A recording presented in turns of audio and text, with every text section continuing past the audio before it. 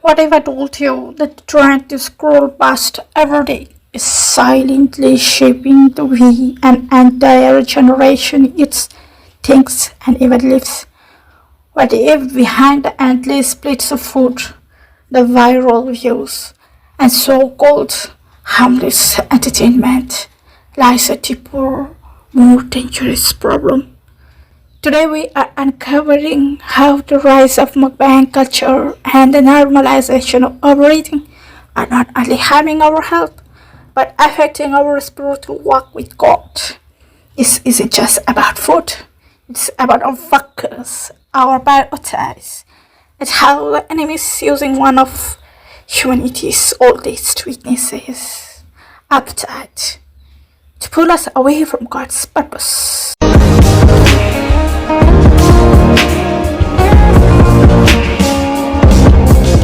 Hello and welcome.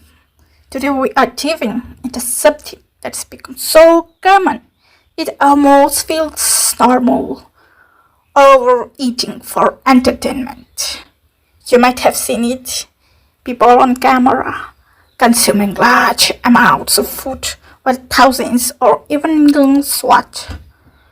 But what's really going on beneath the surface? I have seen this trend affect people close to me. Even my younger sibling started mimicking the eating habits they saw online. And that's when I realized we need to talk about these, not to judge anyone, but to bring light and truth spoken in love. Let's look at it through a biblical lens. 1 Corinthians 10:31 says, "So whether you eat or drink or whatever you do it all for the glory of God."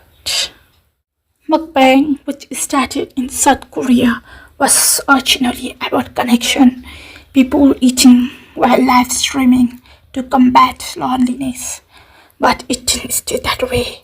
Over time, it became more extreme. The more food, the messier the eating, the more views. This trend exploded worldwide, especially on platforms like YouTube and TikTok. Creators realized they could earn massive income by consuming absurd amounts of food on camera, and audiences, especially young ones, became captivated. What began as a way to connect became a spectacle driven by shock value. Younger viewers were still forming habits and easily influenced by what they consume.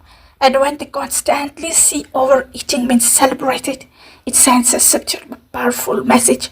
This is okay. This is fun. They may not understand the long-term consequences. I have seen this firsthand. Young people replicating what they watch, believing it's harmless fun. But what starts as imitation can grow into unhealthy eating habits that are hard to break. This isn't just about personal preference. It's about how media is shaping a generation's relationship with food. Overeating can lead to serious health issues, obesity, diabetes, heart problems, digestive disorders, and even depression. Many mukbang creators don't show the after effect, but behind the scenes, many suffer.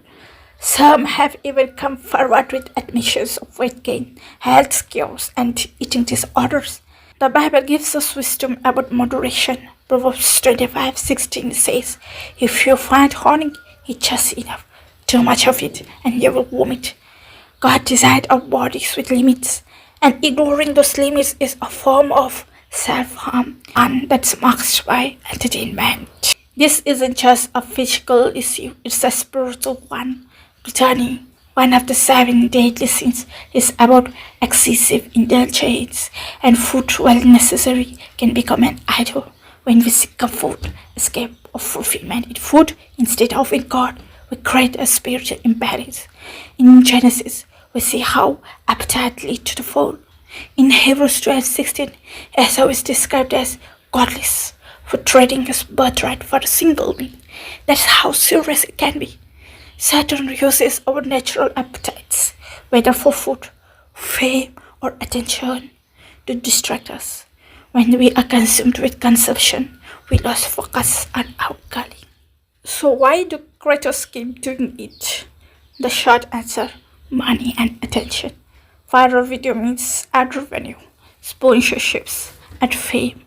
Even when they are aware of the damage to their health, many feel they can't stop.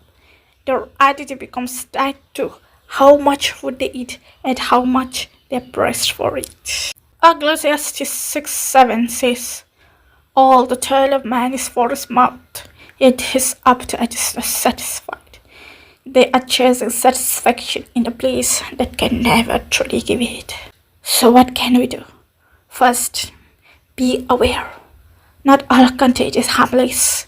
We need to be wise with what we watch and what we allow into our hearts and homes. Philippians 4:8 tells us to think on whatever is true, noble, right, pure, lovely, admirable. Second, talk to the younger ones in our lives. Gently guide them. Help them understand that food is a gift from God, not a source of escape or entertainment. Third, take inventory of your own habits. Are you eating mindfully? Are you treating your body as a temple? Ask God for help. Self-control is a fruit of the Spirit. When tempted to overeat, pray. When you are stressed, run to God instead of the fridge. Try fasting, not to punish yourself, but to shift your focus. Let it be a reset that reminds you, man shall not live by bread alone, but by every word that proceeds from the mouth of God. Surround yourself with healthy and content. Support creators who point to Christ, not gluttony. Overeating isn't just about physical health, it's a spiritual destruction that can slowly pull us away from God. But the good news is there is grace, healing, and freedom in Christ. We can renew our habits, restore our health, and realign our focus. If this message spoke to you, share it. Leave a comment, start a conversation. Let's be the light in a world that is increasingly normalizing the harmful. May God help us live with self-control, wisdom, and love. Let's honor Him in everything, including what we eat, watch, and share. Thank you for watching. God bless you.